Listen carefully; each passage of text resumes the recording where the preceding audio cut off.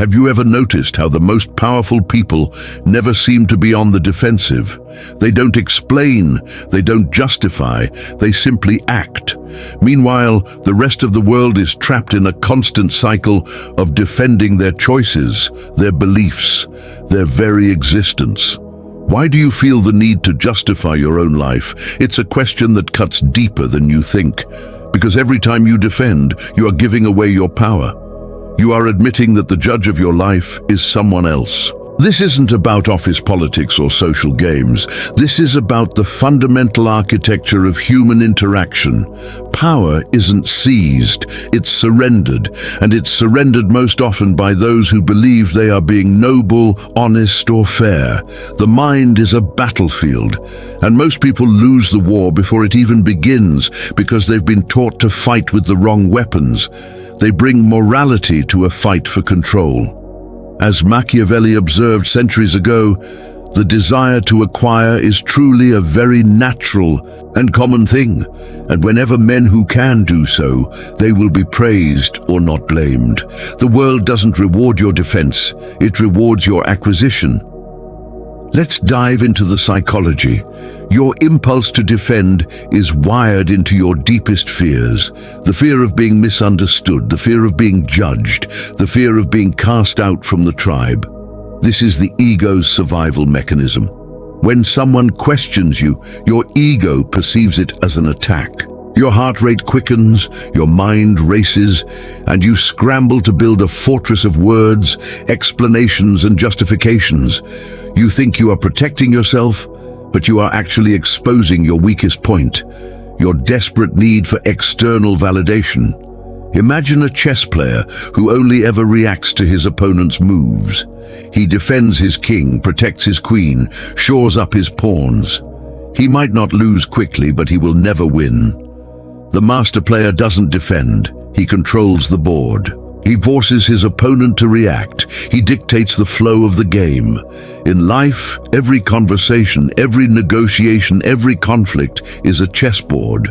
When you explain why you were late, why you made a certain decision, or why you hold a particular belief, you are letting the other person control the board.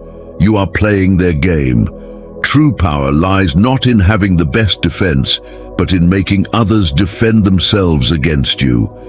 The moment they start explaining, you have already won. Now take a moment and affirm this to yourself. I am the player, not the piece. I encourage you to write this in the comments below to solidify this shift in your mind. The philosopher Friedrich Nietzsche wrote, "That which is done out of love always takes place beyond good and evil." We can adapt this to power. That which is done out of a will to control often takes place beyond justification and defense.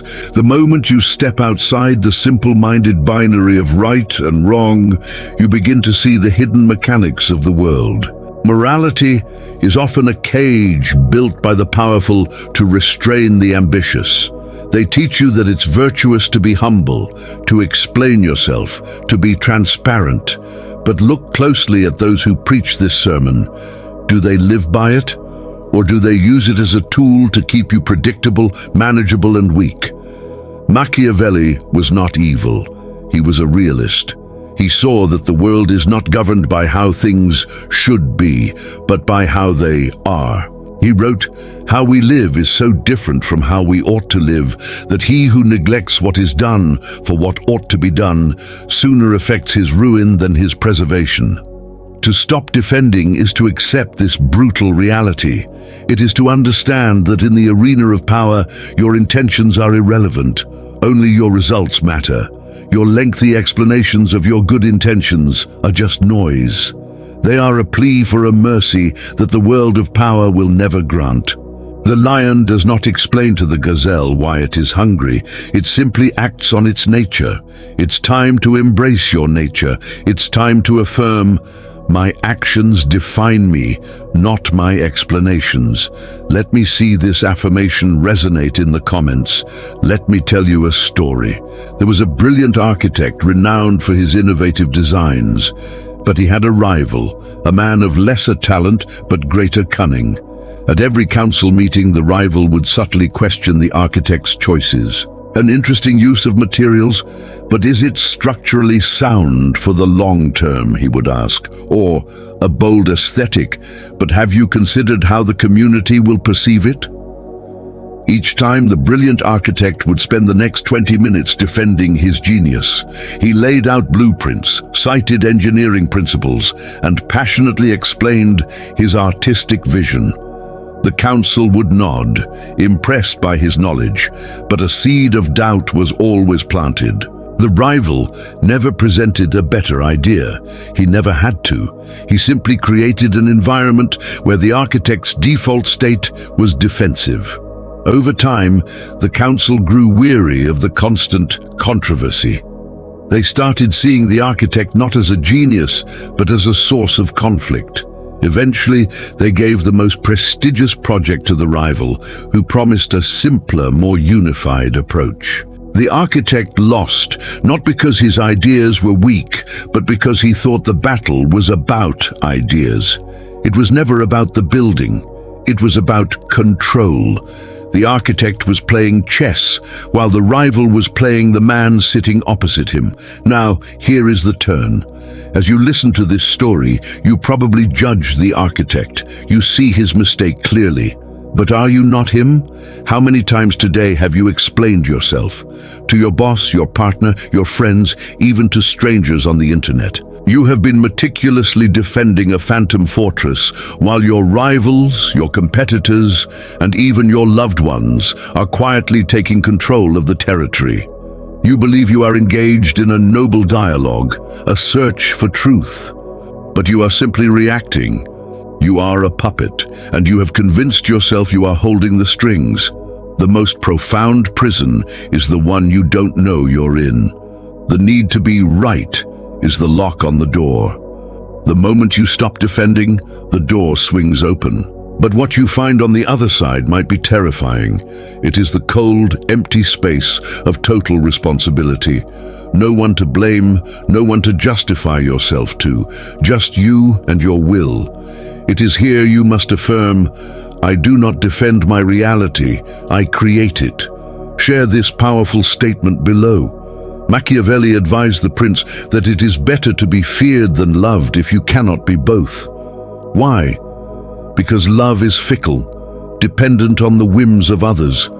It requires constant maintenance and justification. Fear, however, is a currency you control. It is based on your actions, your capabilities, your unpredictability. When you stop defending, you become unpredictable. People don't know how to handle someone who doesn't play the game of justification. They can't find a weakness to exploit.